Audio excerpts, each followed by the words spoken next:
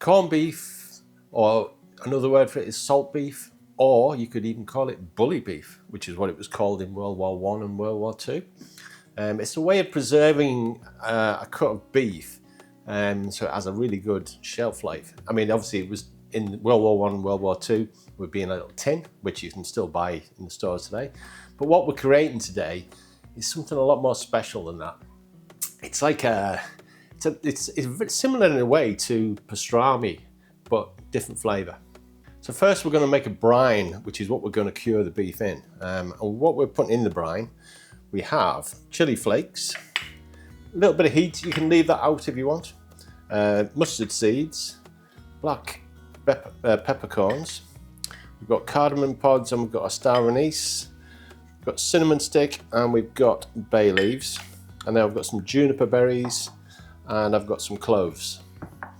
So what we're going to do first is fry them off, but then the other ingredients that we need is just some fresh garlic, I've got some brown sugar, I've got some normal table salt, and then I've got some curing, which is pink curing salt. So the dry spices, we're going to actually toast these first. So not just like a medium sort of hot pan.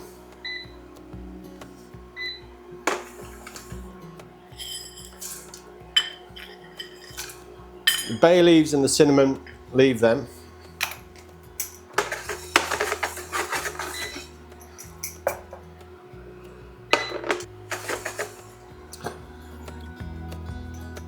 Juniper berries, yeah, a few more, and the cloves, we've got about a dozen. So just keep them moving in the pan because they will burn otherwise. And you get this really beautiful aroma from these, and it's so nice.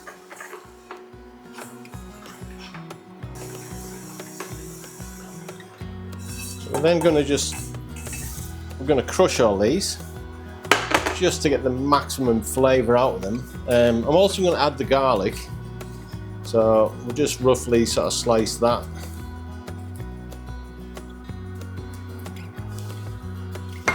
And the cinnamon and the bay leaves.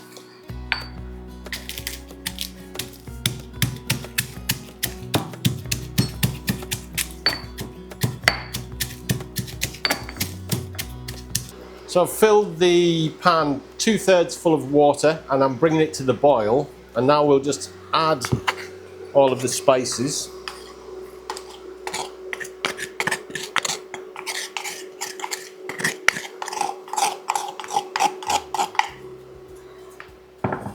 And we can also add our salt and the curing salt.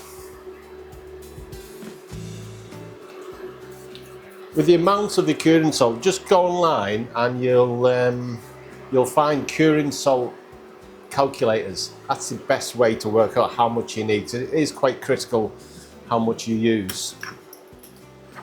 And then dark brown sugar, a good tablespoon, a little bit more.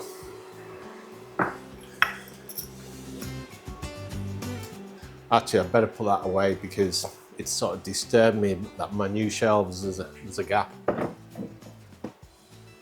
Made these yesterday. It was actually really annoying me that ratching about in cupboards trying to find something. So I thought, make some shelves, have everything laid out, organised, nice and easy. It's also good if you're trying to come up with a recipe and you've actually got all of this in front of you. It sort of inspires you a little bit, I think. It's sort of, you think, oh, I could use a little bit of pistachio in there, or so it sort of helps in that way as well, just for your creativity, really, just to come up with ideas. Right, so all we'll do with this is just stir that in, and I'm going to let it sort of simmer for about 20 minutes, maybe a little bit more. And we're just going to start to get the flavours into that brine. Then we'll just let it totally cool. It needs to be cold, and then we're ready to to get the beef in. The piece of brisket I've got, it's not a massive piece, it's 1.3 kilos. So I'm just going to cut this in half. Because I'm going to be slicing it that way anyway, that would be an awful long piece. But it'll fit better in the container that I'm using. So I've got a big plastic container with a lid that seals. It's going to go in the fridge. So we just want it covered. It's going to sit there for 6 days. So just put the meat in, and then we'll get our brine. I'll try and do this without spilling, but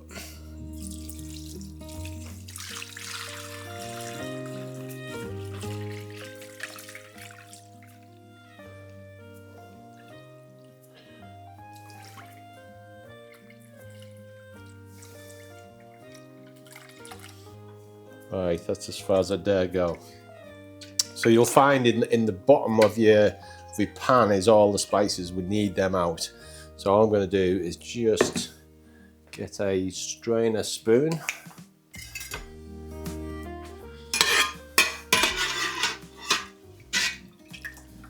And just drop them in.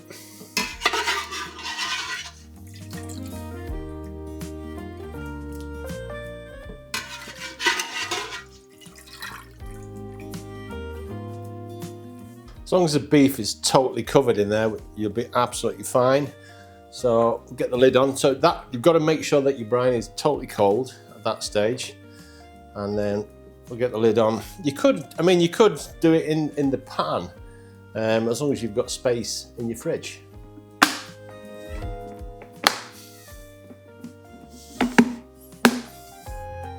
So that's going in the fridge for 6 days, and then we'll come back and we're then going to cook it.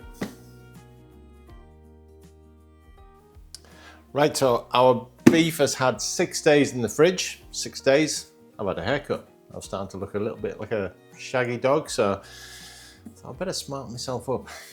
Right, so now it's ready to cook. And the traditional way would be to boil this, that's what we're going to do today. So we'll start off, and I'm just going to gently fry carrot, onion and celery. So a little bit of olive oil in the pan. I'm using a large stock pot because this is what we're going to boil the beef in.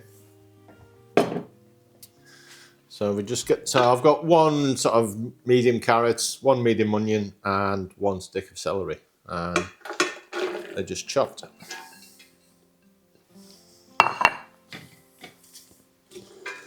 So we just want to soften them. A little bit of colour is okay, because these are going to add the flavour to the beef, and it's also going to produce a really nice stock that we can use later for a gravy or a sauce.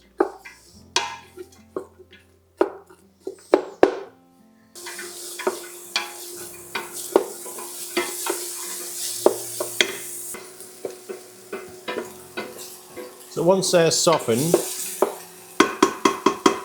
we're going to add similar spices to what we did last time, but there's a few I'm leaving out. So we've got coriander seeds, but last time I crushed them up, which has really got the flavour into that beef already.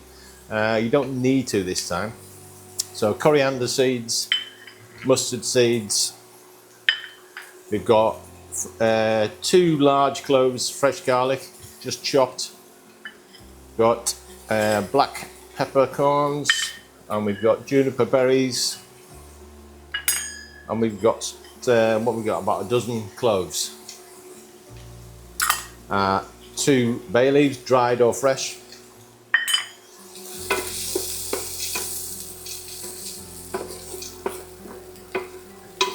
so we just fry them just for a minute. Don't need much.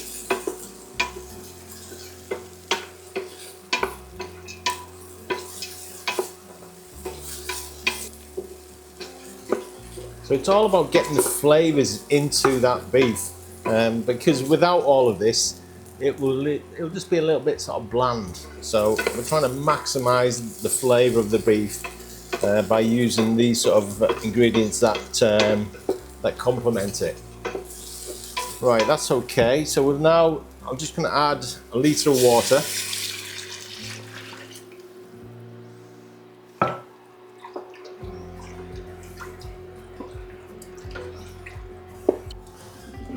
Then we can get our beef.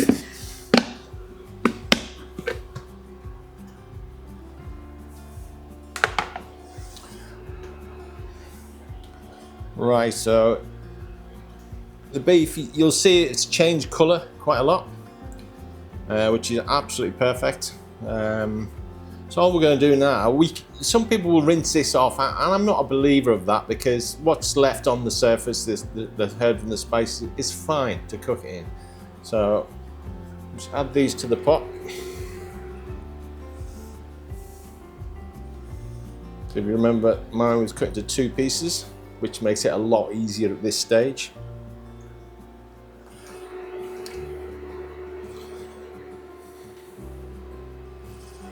Then I'm just going to top the water up, and really you probably want about a good 2 inches over the top of the meat.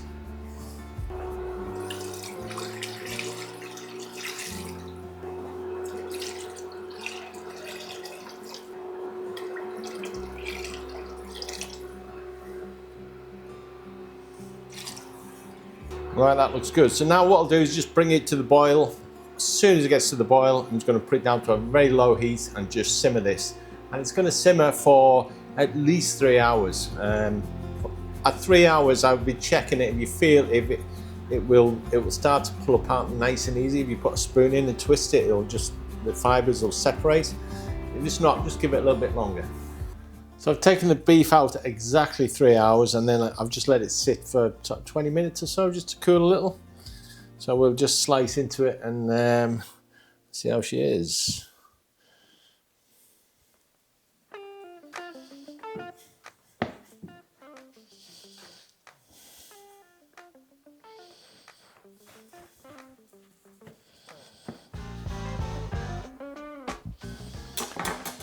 So you can see how pink that is. So I mean, it's nearly coming apart, but it's just sort of, I think that's about right for me. It is. That's how I like it. You've got that lovely pink colour in there.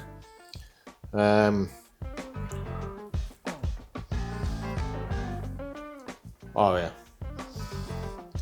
that tastes good. That tastes really good. I think that's probably the best one I've done.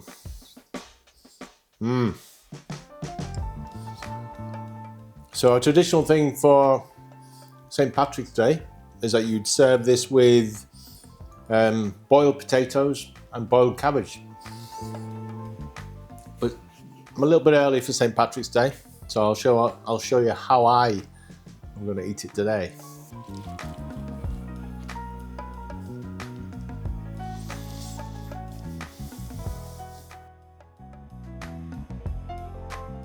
That is so nice. So I've got a sourdough bread. I've got my homemade sauerkraut that I made 10 days ago, so fairly fresh, but it's nice and crunchy. I've got the corned beef, which is beautiful. And then on top of that, I've got a mayonnaise mixed with a honey whole grain mustard, which just add this little bit of sweetness to it. It's beautiful. It's a nice sandwich, that. So St. Patrick's Day, I'll have to wait, because I'm gonna have to eat this probably for the next few days as well. So have a go at making this, obviously for St. Patrick's Day, but one or 2 practices before then would be good, wouldn't it? Nice for your sandwiches, for your lunch. So if you like the video, give us a like, helps the channel. Any likes, comments, it all helps the channel grow, and we'll just keep going, and we'll just keep putting out just good food.